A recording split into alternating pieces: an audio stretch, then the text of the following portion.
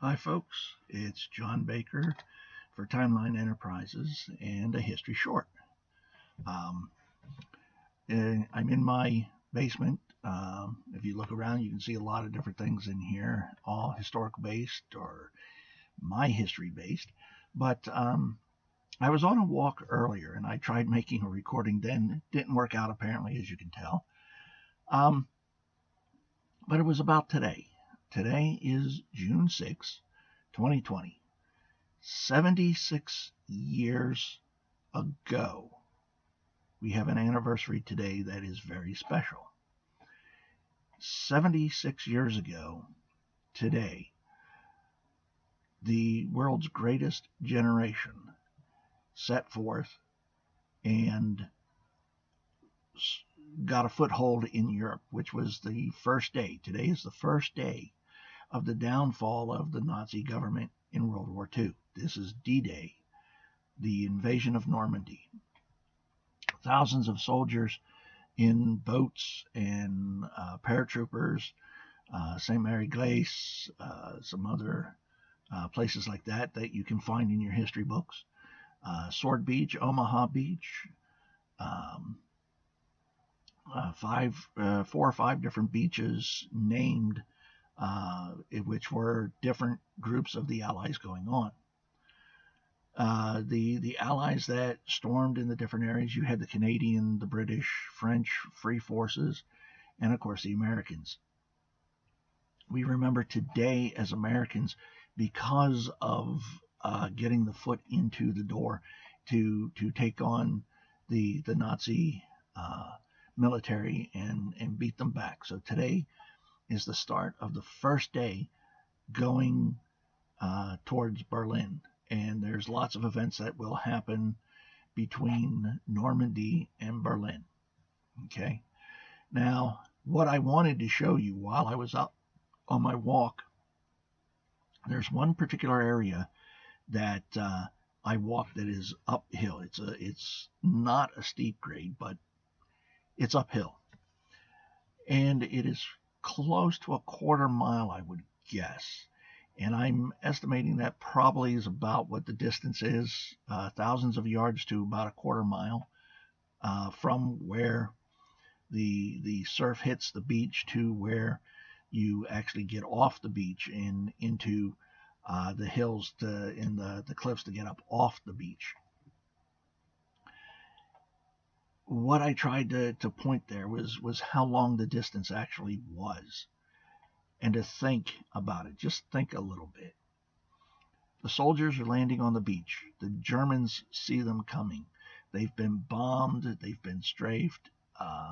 They've been hit by barrages from the naval fleets that are off the coast.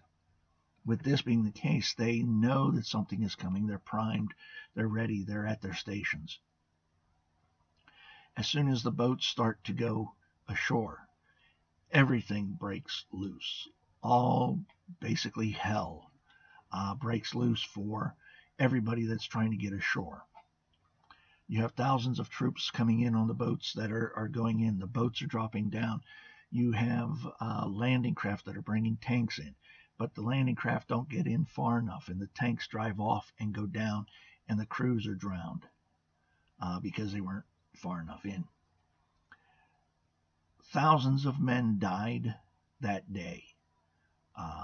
Never made it to shore. Some of them never even made it out of the Higgins boats.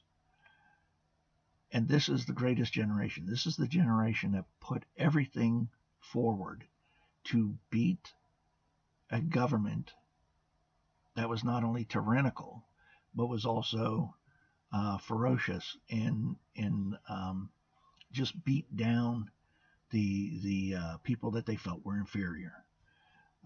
We know at the end of World War II that the count is roughly 6 million Jews. We don't know how many more on top of that. We know 6 million Jews, and then what we have in that count also is Jews, Slovaks, Negroes, and other undesirables, according to the Third Reich, to the Nazi government. Usually I would try to show this to you again, but I know that sometimes there are things that just stand out and make people remember things better. So I have 3 things to show you from this time. The first I'm going to show you is what's called a Sten gun. This is a Sten Mark II. You can see it's a side. If the magazine comes from the side, okay, and it fires from an open bolt. Now this is this is replica, but this is a British machine gun, and it was issued to many paratroopers, commandos, and things like that that were in D-Day. It fires a 9mm bullet, so it's very light. But this gun itself, pardon me, was designed specifically because it could be made cheap. This is one of what some people will call a $10 gun. $10 to machine all the parts, put it together, and have it work and be out in combat. So that's this. This is the British Sten gun. Okay, Sten Mark II. Now the second one is an American weapon, and it also is one of what's called the $10 guns. This is what's called a grease gun. This is the 45 caliber grease gun, and the reason it's called a grease gun is because if you've ever worked with cars, it looks like what would be used in a mechanic to grease up the different parts.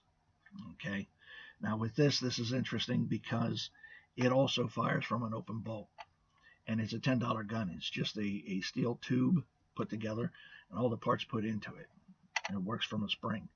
It has an extendable stock, which makes it nice. It's compact size. It's probably about 18 inches, a little bit, give or take. So it was compact, and this was used by a lot of paratroopers and commando type units, and particularly designed for use and storage in tanks. It's small, compact. It's able to be fit into the tank so that every crew member would have a machine gun to be able to fight their way out if their tank was disabled. Okay. So this is one of those weapons that the Greatest Generation also used. Now the other one is very interesting, and everybody is very familiar with it, and it's the 30 cal carbine. Maybe I need to back up a little bit. Here we go. 30 cal carbine. All right. And this one actually has a folding stock to it. This is what's called a paratrooper's version, or paratrooper stock. All right. A 30 caliber bullet, very not real big, not real small in this case. It's a carbine. It's actually for closer combat than shooting long distance. That would be your M1 Garand did that. But this weapon was also carried on D-Day by U.S. troops and mostly by paratroopers who were dropped over, one being St. Mary Glace. A couple of other towns behind the lines at Normandy.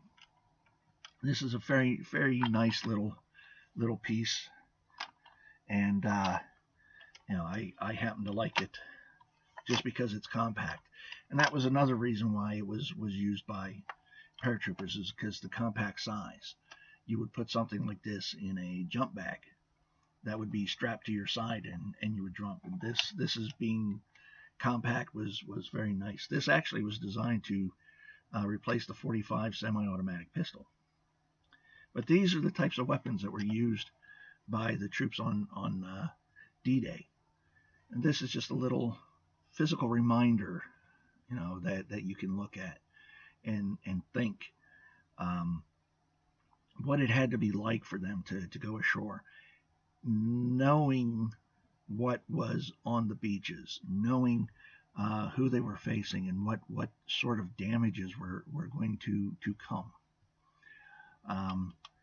It was Dwight D. Eisenhower who gave the order for it to happen on this day. And I can only imagine what he must have been going through as he signed the orders and sent the troops over to Normandy. Now, 76 years later, we know that it was very successful and was very good and very much what needed to be done, the first step towards bringing the war to an end in a successful fashion. So this has been a short for you. Again, I'm John Baker, and the group is Timeline Enterprises, and this is A History Short.